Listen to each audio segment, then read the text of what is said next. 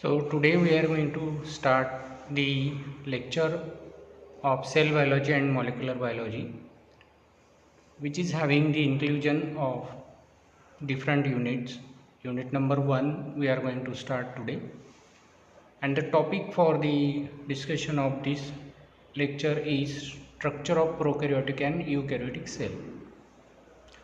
So when we talk about cell cell was first discovered by Robert Hooke in 1665. Hooke actually saw dead cell of plant cell of cork under the microscope. But the first man who observed the cell, that is live cell, that is nothing but the Anton von Leeuwenhoek in 1674. So he used different types of cell to observe, like Spirogyra and different organism cell along with the bacterial cell was also observed by Anton von Leeuwenhoek. So it was the first person who start to observe the cell, but the name cell, or we can say the term cell, was coined by Robert Hooke in 1665.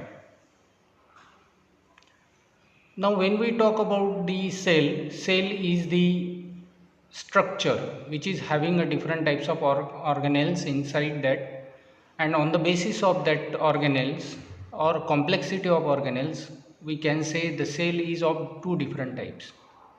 Now this slide shows you the size of the cell. So different types of sizes was discovered or given over here, like viruses are there, which is having a very small size in nanometer. So here you can see the scale is given, that starts from nanometer, then micrometer, then meter, and to kilometer. So likewise we can say that the atoms are very small, and these nanometer size will increase, and it will goes rise to or gives rise to the viruses. Then you can say the different types of organelles are there, which is in micrometer. Then after that there is a different types of organisms that we can measure in a meters. So nanometer to kilometer, this is nothing but the size of the different organisms or different types of cells includes in a organism. Now there is a two different types of cells, one we called a prokaryotic cell and a eukaryotic cell. So when we talk about these two types of cell, these two types of cells are based on the complexity of organelles inside the cell. So here it is the typical cell structure which is having a different types of organelles. You can see there is a microfilament, centriole, nucleus, smooth endoplasmic reticulum, and different types of organelles are there. And depending on this complexity, we can say the cell is either prokaryotic or eukaryotic.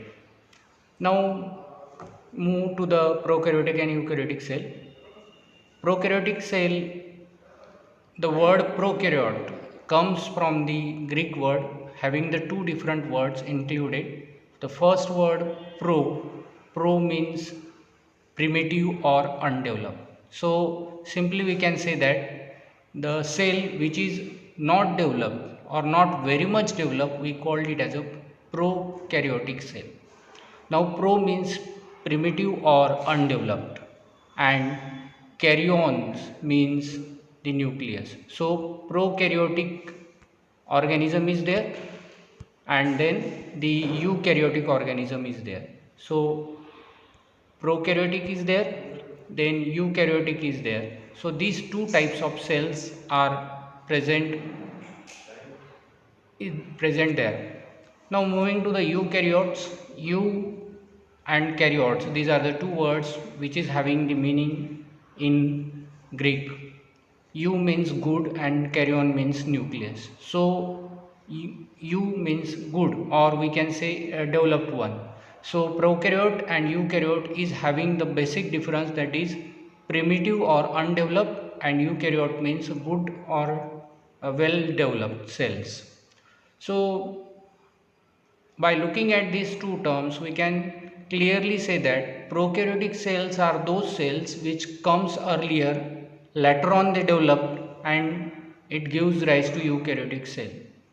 So just like a cell phones, previously the cell phones are non-Android and we can say there is a lack of different types of availability of different types of accessories in that. Later on these cell phones will develop and it gives rise to different types of parameters which makes it handy and useful. So just like that, prokaryotic cells are primitive cells. They developed, they are undeveloped, and later on from this prokaryotic cell the eukaryotic cells was produced.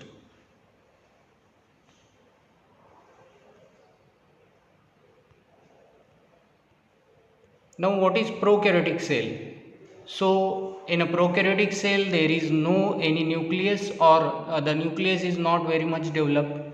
There is a very less amount of organelles and probably they are single celled. So bacteria is the best example of that, which is having no nucleus. There is a very less amount of organelles and they have plasma or cell membrane. Nucleoid region is there and they are very simple and unicellular mostly. Whereas when we talk about eukaryotes, eukaryotic cells are having the nucleus, then they have well developed organelles, they may be having single or multi-cell or multicellular, then there is having a cell membrane which is well developed. And when we talk about eukaryote, plants, animal, fungi, protists are the best example of eukaryotes. Now prokaryotes are having two different domains, or we can say two different types. One is known as archaea and another is known as bacteria. Bacteria is also a eubacteria that we call true bacteria and cyanobacteria. So there is a two different types of bacteria. Simply we can say eubacteria, which is known as a true bacteria, and the another type of bacteria is there that is known as cyanobacteria. Now the second domain in prokaryote is archaea. This archaea is having different types of conditions. They face different types of condition, like extreme environments they face. For example, they grow very well in a deep sea, which is having a different types of hydrothermal vents. Then they also grow very well in a extreme salinity. So these are the archaea and the bacteria. Now, when we talk about the prokaryotic cell wall, simply we can call it as a bacterial cell wall, because the best example of prokaryote is bacteria. So, bacterial cell wall, there is a cell membrane. There is no any organelle. So, it is easy to maintain cell shape, and the peptidoglycan, which is most important cell wall containing or cell wall uh, supporting substance, peptidoglycan we can call it as it is a semi rigid. Then it is made up of n acetyl glucosamine and n acetyl muramic acid. So this linking of acetyl glucosamine and acetyl muramic acid forms a peptidoglycan, and they are very simple and it is present in almost all bacterial cell. Now there is a two types of bacterial cell.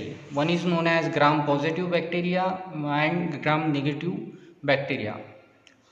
This peptidoglycan layer which is present in gram positive bacteria is very thick and there is a teichoic acid, and due to that they shows this gram staining like a blue or violet color uh, when we apply the gram staining method to the bacteria. Gram positive bacteria looks like a blue or violet color. Whereas another bacteria is also there that is known as gram negative bacteria. In gram negative bacteria, the peptidoglycan layer is very thin. The outer membrane is periplasmic spaces are there, And due to these periplasmic spaces, we can say that there is no inclusion of the blue or violet color, and hence they um, shows the attachment of stain known as safranin, and due to that it will shows the pink color. So gram positive bacteria, when we observe under microscope, it shows purple to violet color, whereas gram negative bacteria, when we observe under microscope, it shows the pink color. Now moving to the next parameter in a prokaryotic cell, that is plasma membrane. Plasma membrane is a selectively permeable membrane, and it is present boundary, produce boundary between cell and the outer environment. It is made up of phospholipids and proteins. So there is a layer of phospholipids, and along with that phospholipid there is a presence of proteins. So phospholipid bilayer in a fluid state, it is nothing but the cell membrane present in prokaryotes. Bacteria have no sterols. There is absence of sterol except mycoplasma. No cell wall have cholesterol, and it adds no cholesterol to add rigidity. Now when we talk about the internal structure of prokaryotes, there is a presence of cytoplasm. This cytoplasm is semi-fluid, and there is also presence of ribosome. This ribosome is known as 70S ribosome and 80S ribosome. Then there is a presence of nucleoid region. One large circular chromosome or extra circle of DNA plasmid is also present in the prokaryotic cell. There is endospores production. Say for example, in Bacillus and Clostridium species, they produce a endospore. These endospores are useful in a survival of the organism. Now when we talk about the external structure of prokaryotic cell, as we know that they are not very much developed, they are undeveloped. So we can say that there is very small amount of external structures are also there, like internal structure. Simply they shows the presence of flagella. In some bacteria, in some prokaryotes, this flagella is also absent, but this flagella is useful for the motility of the microorganism, that is bacterial motility. Then there is a different types of flagella is also there. Say for example, peritrichus, monotrichus, amphitrichus. These are the types of flagella which is present on the body of the bacteria. Along with the flagella, there is a presence of pili, which is useful for the different parameter of like attachment of bacteria on the surface, and it also helps in a transfer of DNA between bacteria of two different sex with conjugation method. Now there is also presence of glycocalyx, which is a very small thin layer which is present outside to the bacterial cell. Along with that, in some bacteria, capsule, which is a very thick preventive structure present, is also present, and in some bacteria the slim layer is also present. Now here it is nothing but the simple structure of bacteria. It is also show the internal and external structure of bacteria. So at the external side you can see the capsule is present, which is very exterior part of the cell.